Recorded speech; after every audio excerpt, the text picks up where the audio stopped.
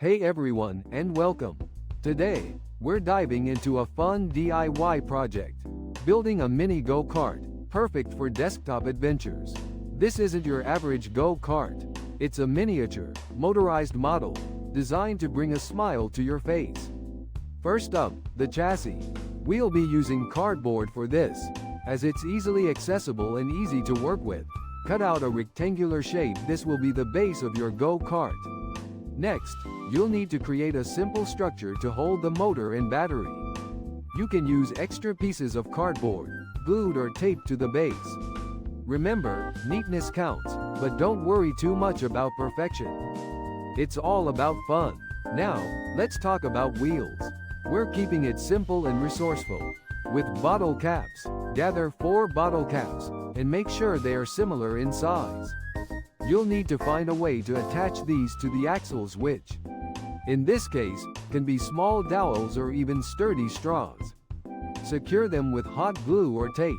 Next, the heart of our go-kart, the motor. We'll be using a small DC motor. This is what will give our little go-kart its power. Secure the motor to your cardboard chassis. Make sure the motor's shaft is accessible for attaching a wheel. Now, we need a power source, a small battery.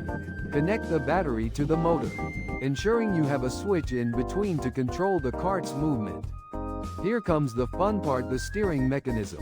This is where straws and paper clips come into play. Attach a straw to the front of your cardboard base, and then attach the bottle cap axles. Bend a paper clip to create a steering rod. Connect the rod to the front axles and to a steering wheel, which can be another straw or any small item that serves the purpose.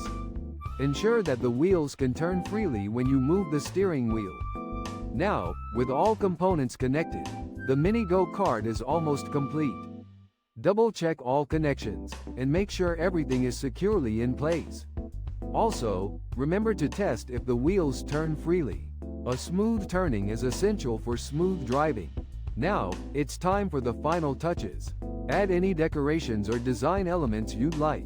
This is your chance to personalize your go-kart. Maybe some stickers, paint, or anything else you can think of. Make it unique, make it fun, and make it yours. With all components in place and tested, it's time for the moment of truth, the test drive.